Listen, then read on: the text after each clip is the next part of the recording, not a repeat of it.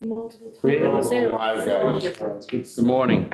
Welcome to the 72nd Municipal Skating Rink Building Committee meeting on the 13th of March, 2024. I call the meeting to order. It's Mark Haley, and we have six members of the committee here in the conference room 4, and we have 4 members virtual. That gets 10. 11 members. Okay. So 5 virtual. Okay. And absent today is Steve Sala, and That's it. That's it. We have 11. Good. So we'll go through some new business, and then we're going to go right into a discussion of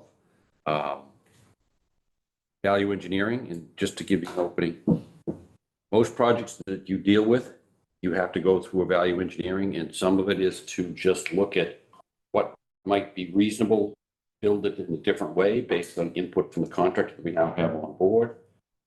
And can it in fact save money for the project? And that's kind of what we're trying to do here. And we're not going to necessarily take votes, but we're going to identify where the committee feels comfortable making some modifications, if you will call it that.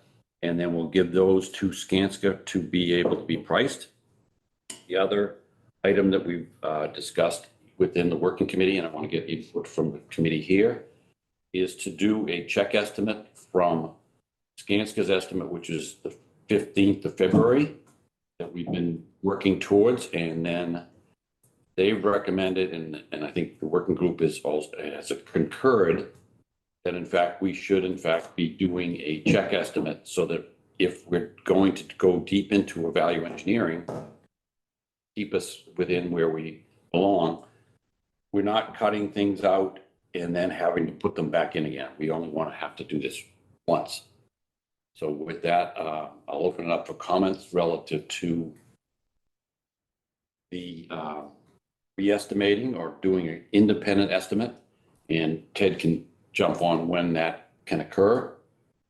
We met with him, Tom Caputo and I met with him on Monday and walked through this. So do I have any comments from the committee here first in the room? Mark, for the record, Steve Sala has also joined the meeting, so we have everyone. Okay. Welcome from Italy, Steve. All right. Do any of it hands up? No hands up. No hands raised. All right. So from a construction standpoint, Mike, you want to give a quick update for the committee? Yep. So base contract for the demolition of the ice rink building should be complete by the end of this week. So we'll still see some presence next week as we kind of clean up some loose ends and do some work around the site. But ultimately, the foundations have been removed. The next 2 days we'll just be sorting and removing the remainder of the debris and going for clearances. The foundations are coming out now. Yeah. Yep. So by the end of the week, we're hoping to be, the demolition generally complete, and we'll still have a presence doing some touch-ups and some things next week, but not full-blown demo. So should we schedule test pits for next week? yeah, we can do that. The sooner the better. We still have equipment, but we'll have some equipment to do some of that. So just give me some sense, because we want to line up McPhail to log the pits. Yep. Just what we're really looking for is what is the thickness of the sand below the existing grade, and then not reduce hopefully the amount of dense grade we have to bring in as we build out the rink. Yeah, we'll send you an email, but I think anytime this week or next week should be cool. That's good. You're queued up to do that. Yep. Okay. Thank you.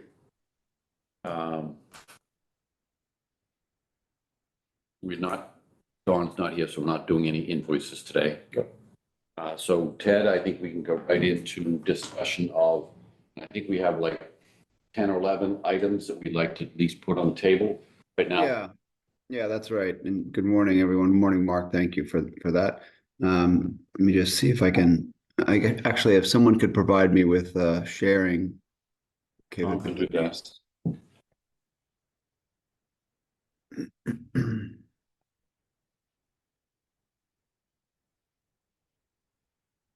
Ted, you should be good. Thank you.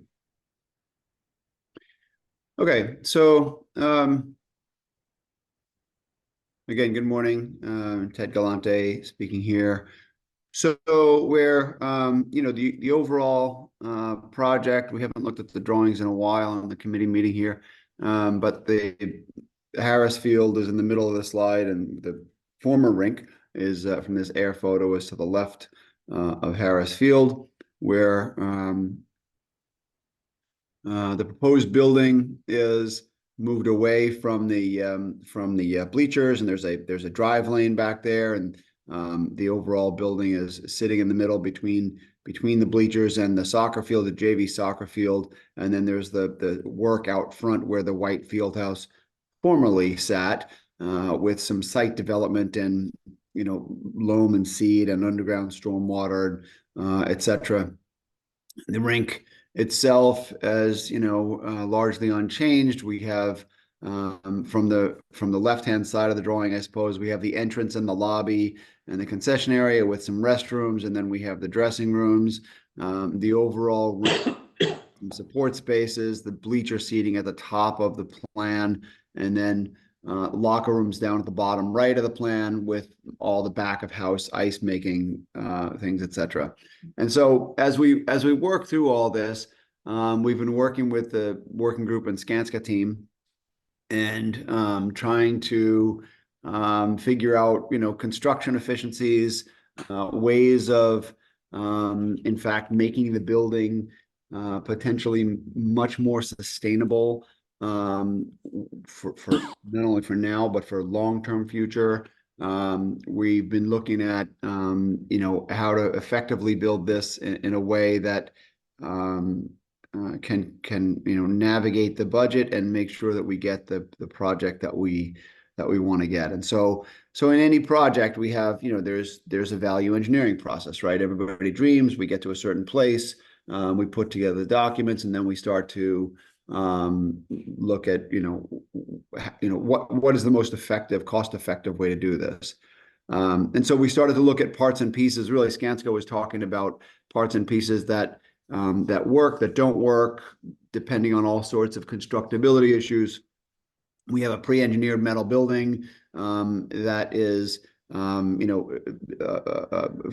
forming the entire structure, and then we started to put some accoutrements and adornments on that to make it dress it up a little bit. And one of those pieces was a canopy that ran around the building. That's actually causing some constructability questions, and so we're talking about the possibility of removing that canopy on the right-hand side. So the left-hand side, you see this gray thick line that runs around. On the right-hand side, you see that gray thick line has been removed. So reducing the scope of work is one in that, is one possibility. We designed a sign, sort of a sign band to address the corner so that you can see the rink, the name of the rink from either side. We didn't give it a name yet. We just called it Belmont Ice. Turns out there's some significant structure that would have to be put inside of the pre-engineered metal building that might have some cost. And so we're starting to talk about taking what is a pretty substantial sign panel and reducing it in some way. We have,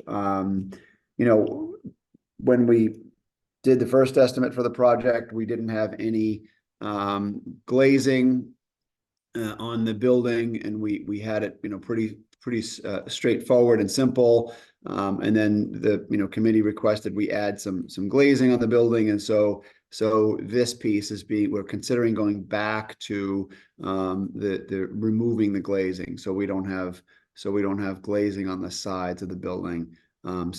Current proposal is to have that, and it's really a cowl wall. I don't want to call it glazing. It's a thermal insulated light transmitting window of sorts, but it wouldn't, so that might may or may not go away.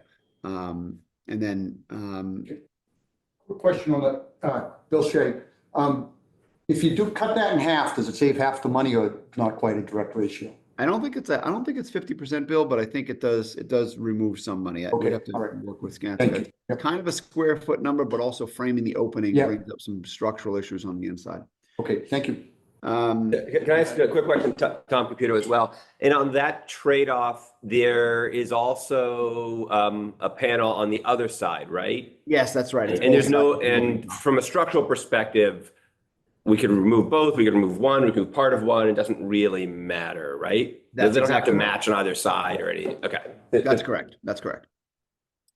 This one's a little more subtle and harder to see, but you know, as part of the design, we have a concrete masonry wall that runs around the base of the building, and then it runs in front of this sort of outdoor area, this kind of covered outdoor area.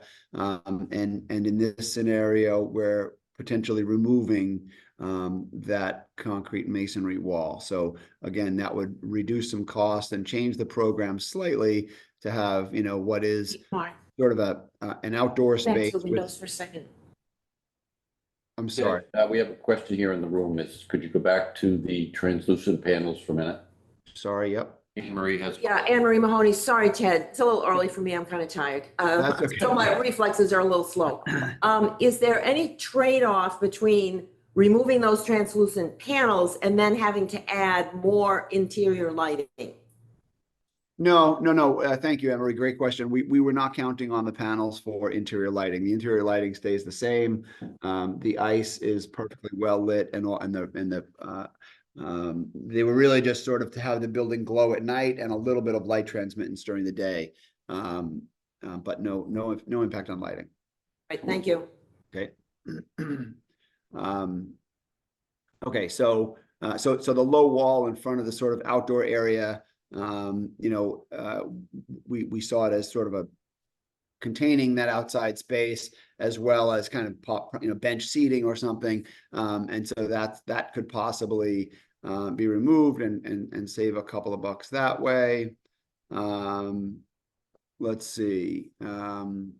There's, in the same vein, again, a subtle detail, but around the building, we have this concrete masonry unit base that the insulated metal panels sit upon. The building is made out of what's known as insulated metal panel. We call them IMP, and the IMP would be sitting on that concrete masonry base.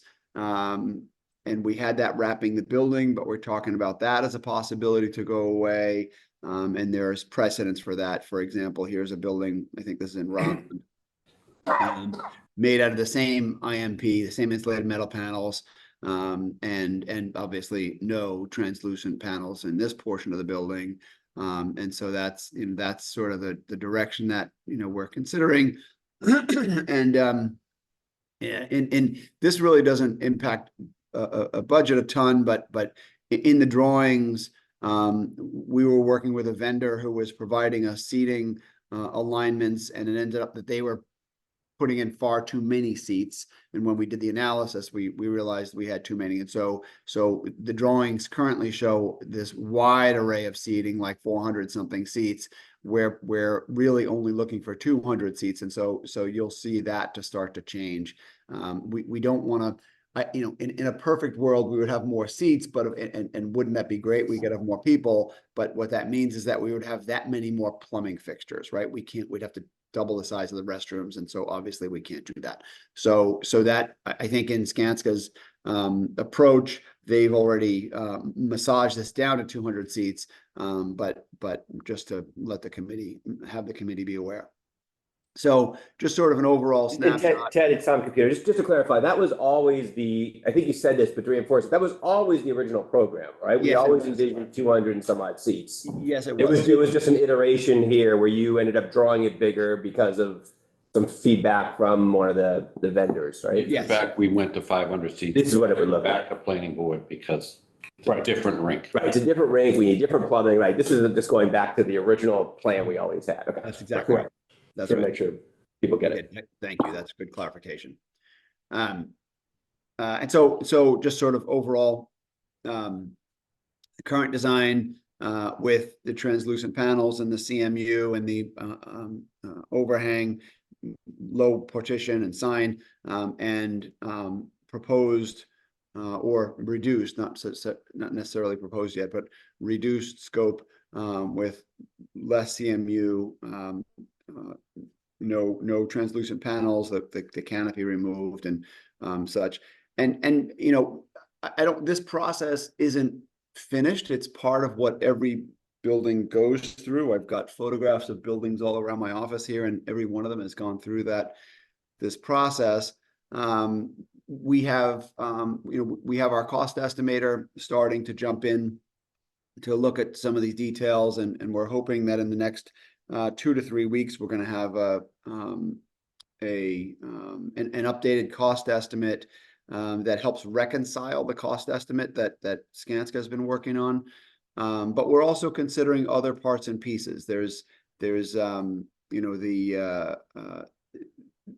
pieces that, this area right here is a canopy that was seen as outdoor area that really wasn't a program request. It was more of a design development and how the building evolved. And we thought, wouldn't it be nice to have this outdoor area?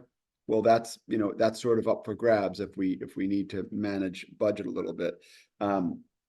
We also could tighten up the lobby a little bit, right? There's, again, this piece is more of an architectural gesture, protruding out toward the soccer field, the JV soccer field a little bit. Helps some interior circulation, but it also, is a kind of a nice to have, not an essential. And so we're starting to work on items like this and think through the cost implications and how it unfolds. And so as we develop our estimate, we're probably going to be pulling out portions of the building and start to think about what that item might cost and how that might impact the cost estimate going forward. So I hope that's clear. I don't know if there are any questions there. But I think too, Ted, is as the cost estimates are being put together, you're kind of saying it, is we would understand what each of these elements, what the value of it is, and we can assess whether or not it's worth the value to keep it or not, or take it out. Yeah, a clear way to say what I said, yes. We're going to have the cost estimator say, okay, if we did this, what's the value of it? Right, that's right. That's the intent. When are we, this is Dante Mozzioli, when are we expected to have those estimators put that together? 2 or 3 weeks. Okay. Yes. So everybody understands that we don't have those numbers right now. So it's hard to make a decision, but it's nice to look at all these things. That's Right. the intent. And it's kind of a step-by-step. It's like when, Yeah. if you went back, Ted, to your piece that you just drew along the left-hand side of the rink, it might be in 2 pieces that we look at it. One piece is what's adjacent to, I'll call the arena piece, the high bay, and then the piece that's next to the lobby. The lobby, the 1-story lobby is framed differently than what the framing is for what's next to the barn. Exactly. Yeah. That piece there ends up as a cantilever that structurally is difficult to connect from the main building, the high bay building, out to that piece. So we might want to do that in 2 steps. One, what's the value of that, and the difficulty of constructing it, and then you might take the next piece. But the next piece, Ted, I think, is that's all framed with the 1-story. Yes, that's correct. That's correct. So it might be Everything simpler. from that where it says Belmont Ice to the right. Correct. Framed Correct. as It's those kind of things. Yeah. And there's some other simple ones that Skanska has identified for us is, and I'll just hit on a couple of them, is running the electrical conduit below the apron slab instead of up in the rink. It reduces the length of runs for the electrical. That makes a lot of sense, and I think it's something we would want to do anyway. The other is we currently the interior of the building is designed with base block, Ted, correct? And Correct. what's that? Ground face. Ground face block. Yeah. And Skanska is suggesting we go to a normal CMU painted. And Danelle is working on where those might be. In fact, do we want CMU block everywhere? Like in the back of house, do we in fact need CMU block? We want to make sure it is sustainable and durable, but back of house probably may not need to be CMU block. Zamboni room, locker room probably do, but maybe the others don't. So we're looking at where those walls exist and what they might be something else. It'd be simpler to build and go from there. And one of those other pieces, Mark, was the material behind the lockers in the locker rooms, not anything that is visible or subject to, I'll call it wear and tear, but literally behind the lockers. Correct. But the 4 rear locker rooms, Right. not the dressing. Correct. Locker rooms, not dressing rooms. So, Absolutely right. so I think, the overall picture is that we're looking at all these details. In fact, we're also looking at, and what has come out of, this really productive sets of conversations over the last bit. One of them is the ability to make the building have a global warming potential of 0. Making, refrigerant, making ice, refrigerators that run in the convenience stores, all those things run on refrigerant, and there are different types of refrigerant. They have different names and numbers. There's R410 and R454, and we're looking at CO2 as a possibility within that range of different types of refrigerant. And each one of these refrigerant types have a global warming potential. And there is the possibility of bringing that global warming potential to 0 for Belmont. But it has implications for how we consider all these other parts and pieces. And so, no stone has been unturned, let's say it that way. And I think the team is really trying to scrutinize not only, smaller details like what's behind the locker and where does a conduit run, but how, in fact, is the building cooled, and is there a way of cooling it that really sets the gold standard for sustainability for any rink internationally. And so we're looking at every part and piece of this as we develop this. If I can jump in on that one, Ted, this Mark, is the CO2 system has a global warming potential of 1. The Freon systems, the EPA is changing the regulations come January 1st, 2025, that you have to have a global warming potential less than 700. The current rink that we had was over 2,000. We were thinking of going to 410, which was 1,800. So neither of those as a Freon system would in fact be something we would want to put in. We then would go to what Ted referred to as R454, which has a global warming potential of about 600. The CO2 gets us down to essentially 1. The other is the CO2 system saves, and this is an energy assessment we're doing now, is it saves us on energy, and it also saves us on water use. We don't need a water cooling tower. They use air to in fact cool the CO2. So there's a couple things in there that you'll reduce.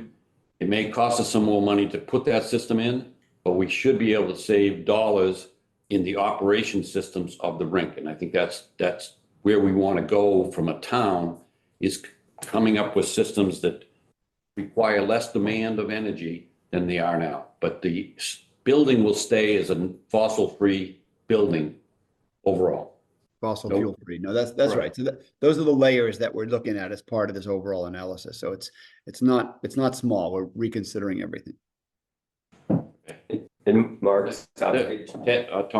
yeah, Tom Computer. So in that particular case, correct me if I'm wrong, there is certainly some incremental expense associated with CO2, which may make sense. So that's a trade-off we have to work through. We should be able to, in the next 3 weeks, maybe looking at Skanska, get actual bids. So not even just estimates on some of this stuff, but we actually think we can get bids back. So we'll know what we're dealing with in terms of trade-offs on the refrigerant to factor in, right? And that was going to be my next topic. Sorry, I wanted to, but it was germane to what you were saying there, because I think it's not speculation at that point. We'll have to hard bids we can look at. I want to talk to Skanska about what we want to bid now. We cannot bid the file sub bids, because if we make changes, we get back 70 cents on the dollar as opposed to dollar for dollar. So Do you have factual documentation on that? no, But it's true. It occurred at the high school. Okay, thank you. The problem is the file sub-bid contractors, may or may not look at. But I still like to ask Skanska is, okay, we can bid the ice package with Freon, 454, or CO2, which we now have at least 2 bidders, we think, for that system, and a couple for the Freon. We can then evaluate that. We've talked about bidding the site work, and I want to ask Skanska this question is, can we pull out the electrical that's underground outside of the building and the plumbing outside of the building, which is only one line for plumbing, which is the fire protection that goes from the sprinkler room back out to the Siamese? And can we pull that out, be able to bid the site work and get a real number for the marketplace as opposed to just an estimate? Yeah, so I think our current approach, just on the start with refrigeration, we have one number representing the CO2 system. I think what we're talking about now is actually getting another number to make it a competitive environment. Just one number we have. I'm not suggesting anything, but he's setting the market. It's his system. We don't have anything that's to compare it to. He came to us with it. It wasn't something that we came out and got. So this now is our ability to actually go out to the market with a similar system and try to say, okay, now you're comparing against somebody else, and that should lead to better competitive pricing on the one system. So that's a process. Just to piggyback on what Mark said, we can start that process now. With the bidders, it's the same bid list that we already have for the refrigeration that was already put out to bid for the 410, 454. Those bid prices are in. We have those. It's the same cast of characters that built Rinks that would do the CO2 system. They're just getting different manufacturers. From what I understand about CO2 system, it's just changing the equipment in the mechanical room. Everything outside the room, under the slabs, under the rink, all stays the same. It's really just the equipment in that refrigeration room that would change. So schedule, we go out, we give the other competitors 3 weeks to develop a CO2 system and price it. And then we give that same time frame to the bidder we already have and say we need best and finals by this day. You have a question? Yeah, two of them actually. So Anthony Ferrante, so there are two I did a lot of reading because I think this stuff is cool. There are two basic types of CO2 systems. There's a direct, which I assume means the CO2 plumbing is running under the slab. Yep. And there's an indirect, which is usually used as a replacement. Are you talking about the more efficient one? We would be the indirect. Indirect, all right. For the smaller rinks, I did not a lot of reading too. The smaller rinks, the indirect is where they tend to go. For the larger NHL type rinks or where there's a lot of seating, they go with the direct. That seems to be the break, Anthony. That's why it's not that big of a deviation from what we already bid, because everything underneath the rink and outside the room. It's still, underneath the rink is piping with glycol. And you have a heat exchanger in the mechanical room that goes from the CO2 to the glycol system. So the other question is, I don't know if anybody has an answer, but there are often programs available to make environmentally friendly things more affordable. Is there any possibility of a grant to help us pay for this? That's a great question. Did I give that? Did I just set you up? You fed that question, Anthony. Absolutely not. Anthony. I write a lot of grants though. So once I found Wait, out- I just heard a volunteer. Just 1 second is when the CO2 came up, I reached out to Catherine Oates, and she's been doing some research on grants. And Catherine, you want to report out what you found to date? And we're not finished yet. But we Sure. would go ahead. Yeah. So Anthony, I'd love, happy to connect with you offline to, chase down a couple more leads. Have been looking at a couple of leads. They're honestly not terribly promising. So would like to explore a few others. But did connect with a few different folks around town who have more information than me. But let's continue with this discussion, Anthony. If you have any other leads, we can look into them. But one was through, and I'm just looking it up right now, the Green Communities, and another was through a state program as well. So, wish I had better news right now, but we're still chasing down a couple things. So. Just so you know, you can't do green communities on. Yeah. You found Yeah. That's, yeah, that was, it was, if you're, I guess if you're retrofitting, it could be part of it, but not with a new construction, yeah. And Mike Morrison again with Skanska, and some of our discussions with the one CO2 bidder we have engaged with thus far. We did ask those type of questions, and I don't have specifics, but I guess there are programs and people within that company that, you know, as part of delivering the service, they are familiar with what's needed and might be able to help with that conversation. I don't have any more information than that, but if we go down this road, we could probably get more. He has sent me a couple things to investigate. Yeah. One of them was the green communities, which It's I think only- they used in Tewksbury because, but it was a rehab, not a new. Gotcha. So I just know that they were aware of it, they understand, and they have some resources that they've already. Do you want to talk a little bit about electrical Electrical? In what regard? discussion with Belmont Electric? Oh, electrical. I'm not an expert on electrical. EV, you're saying. And so, yeah. So one of the other things, I'd say there's two other things we're looking at as it relates to kind of efficiencies and making sure we're doing this as economically as we can. The first is there are theoretically some grants available for some of the PV. So we'll figure out how that works and make sure that we're maximizing that. If all goes well, we're getting some of that back on the high school, and there may be some opportunities to do something similar here. The other possibility is engaging with Belmont Light. So people may be aware, you know, Belmont Light is constantly trying to find ways to, you know, reduce rates for ratepayers, as well as kind of make their energy supply greener and greener. PV is a way to do that. You know, the way things are currently envisioned here, we would put PV on the roof, the town would own the PV, and therefore would get sort of an electricity offset from Belmont Light. There are also some other arrangements that could exist where maybe Belmont Light were to own the PV panels, and there are some ways that we can do things sort of more economically with them. There's some intrigue there about whether or not we could also do battery storage somewhere on site and create an opportunity for them to shave the peak off of energy consumption by leveraging some storage for the rink and for the library. So suffice it to say, there's a bunch of conversations going on, trying to find some efficiency. I'd say they're all very early stage, but we're trying to think kind of collaboratively and thoughtfully about how to do this most effectively. You have a No, I don't, Mike Morrison, I don't think I answered your question on the site work either. We Oh, talked site about, work. yep, so I just want to close the loop there. So yes, we can bid now what's currently shown in the drawings with the excavation and backfill. So the pipe runs are delineated. That's pretty much the site work scope. So I think there are a couple assumptions we can clarify as a group to kind of close some of the gaps, but we should be able to put that on the street this week and with the similar time frame we talked about for the refrigeration. So we don't, let me just clarify, we don't need to necessarily then to carve out the plumbing and the electrical that's underground outside. Correct. Because the site work guy digs the trench, he just can't put the pipe in.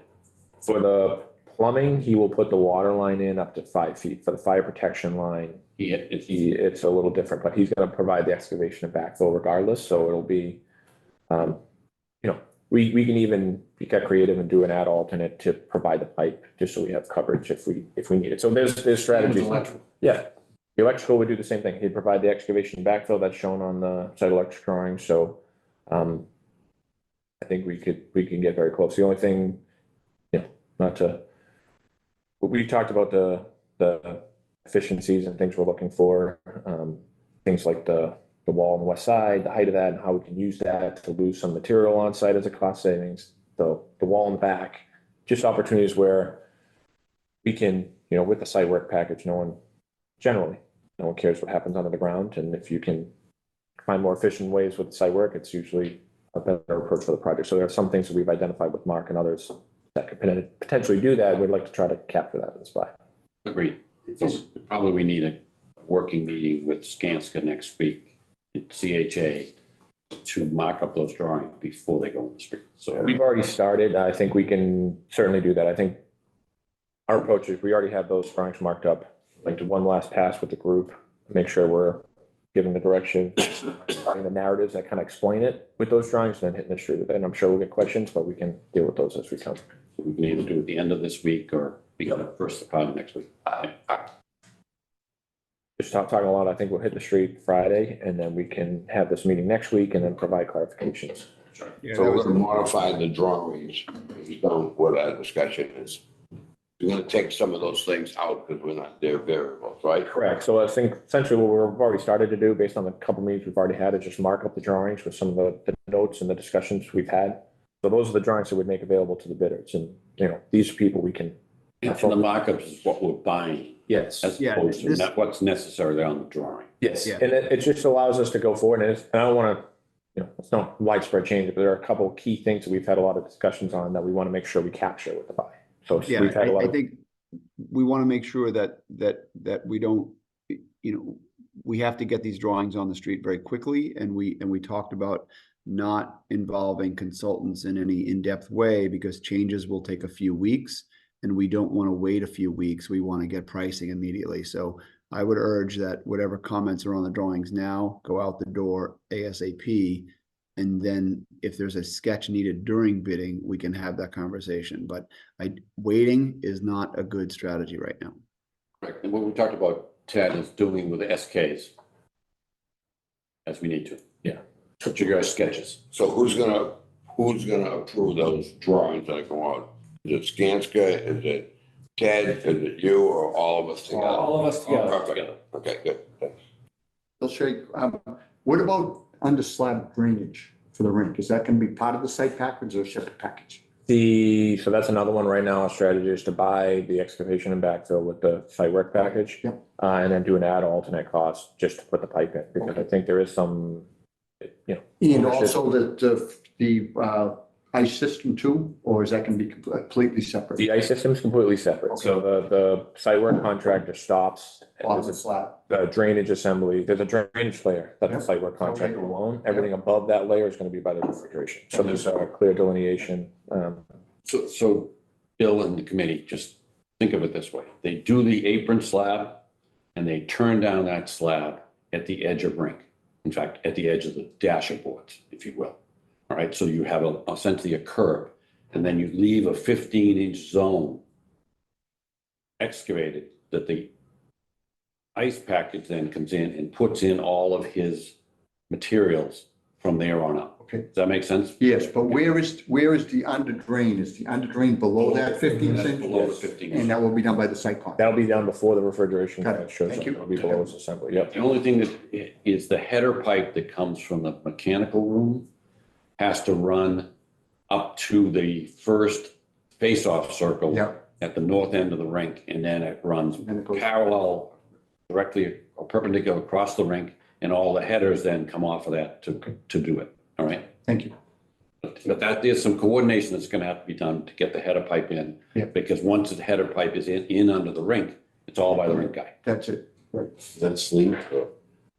It's all, no, it's direct burial with in concrete. The east-west portion, the one, the north-south run. Yeah. That comes from refrigeration is a sand layer 4'6" below the tie beam. So there's a, Huge. No, I get that. I meant, That has to be changed. so we'll have to talk about that then. We need to talk about that because they don't want a loop in that header because you can get an air pocket and you'll lose connection. They want to get, I think we're want to set. be over the header beam and encased in concrete. Okay. So we have to talk about We that. need to talk about that. Okay. That's a discussion I had with Simco. He wants it level. That's similar to what we heard, but it was just gonna stay low until it got to the, Yeah, but the problem is when it comes up, you need to have some kind of an air brake. You can catch an air pocket that won't allow you to. we can figure that out. The coordination piece, but that would help. I mean, we don't want to dig, that's a deeper trench, so that is. And just Tom Kazunis, this kind of discussion that's happening is like the very details of figuring it out, working it out. It's, I don't want to call it VEing it, but it is in a sense VEing because instead of the contractor assuming something and buying it at the higher price to cover themselves, we're working these details. And, just from our perspective, this is Mike Morris again, we're going based on what's on the drawings today and we're trying to find ways to improvement. So what's on the drawings today is that deeper trench. So that's what we're going forward with. And now there seems like there's an opportunity to to better it. So that's the kind of. We'll deal with that next week. Yeah. Very quick. Okay. Mark, I have a quick question. So the site work has actually been a real challenge and it's been proving to be sort of more expensive than maybe originally we had hoped. We're looking to try to find ways to sort of pull that in. If it goes to the street on Friday or shortly, we should hopefully hear back in the next few weeks so that maybe we'll know what that's actually going to cost us. That's As we kind of do the next estimate, right? So like we'll take one big variable out of the mix by We having real will put hard. that into the estimate because it's a real market number. With a real market number as As opposed opposed to to an estimate. like, wow, this is complex. Same with the ice package. We would want to input that number we get back. Because all of these numbers are coming back kind of at the same time. Yep. Right? I think those, just to piggyback on that, those are, if you look at our bid package list in our procurement log, those are the bigger packages. So not only are they the, most complex and the most risky, but they represent the biggest portion of the pie between the refrigeration, the concrete, the metal building. Site work. Those are, The bulk of the project. the rest of the project is, I don't want to say.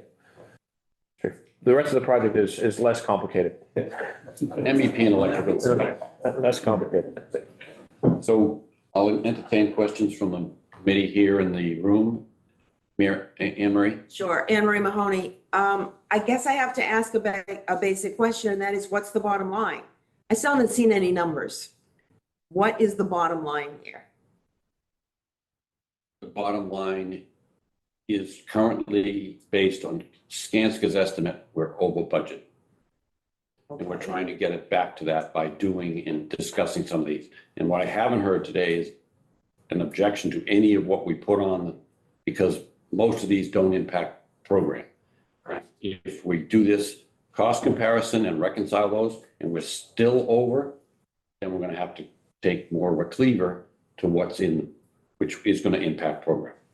But if no one disagrees today with some of the things we talked about, then I think we want to get values for that, Anne Marie, to be able to input it back. But I'd rather not delve into the details right now because I'm not convinced that maybe the numbers we have on the table are necessary. I'm not saying they're incorrect from Skanska's point of view, but it may be on the high side as opposed to low. That's why we don't want to be cutting things out of the project and then find out later that in fact, when we buy it all, it's less. We got to put it back in again, which is what I said before. So it could be Sometimes you can't put it back in too, right? Sometimes Right. ship is sailed and you're just like, all right, we're going without that as opposed to. And this is not dissimilar to what, Tom, you did at the high school. Yeah, I mean, we've been through this process where, we value engineered a bunch of things to try to bring things more in line, and it's a normal part of the process. Sometimes we found you ended up in situations where if you just looked at it, you could save money and deliver a better improved outcome. And I think a bunch that happened a bunch at the high school. And then sometimes it's more just of considered things of like, that's nice to have, but we can't have it right now. So we're going to have the other thing that's good and make it all sort of fit within the budget. We really can't, we really can't make an intelligent decision on this until we get those numbers all compiled. And then we look at it and find out where they're going. We put the site work package out in the street, and then we'll have real numbers to make some decisions. Correct. This is Anthony Ferrante again. So just to be clear, we'll have real numbers in 3 weeks, within the next 3 weeks. Correct. Obviously, we can't make, if this brings us in budget, I'm happy with all of it. But we may not have to do all of those either once we do. That's why I mentioned that as we're going through the budgeting process, this estimator is going to estimate each of those pieces of what those cost. So we would know what we add or subtract. Okay? Which we don't have. And I'm asking Skanska to do the same. Here are these 17 items, I'll call it.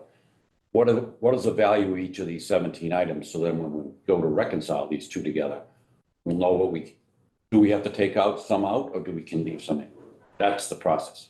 And we'll have a full reconciliation between Skanska's numbers, Ted's numbers, everybody's numbers will all match within the next 3 weeks. And we should have the two biggest bid package numbers in, right? Yeah. Not the biggest, but we should have the site work and refrigeration. Yep. That's the. And we should have concrete too. The CO2 package would be nice because now the company knows it's going on a competitive bid. So maybe that number that we have, with the intent with the number would come on because he knows it's on the street and we're competitive bid in the number.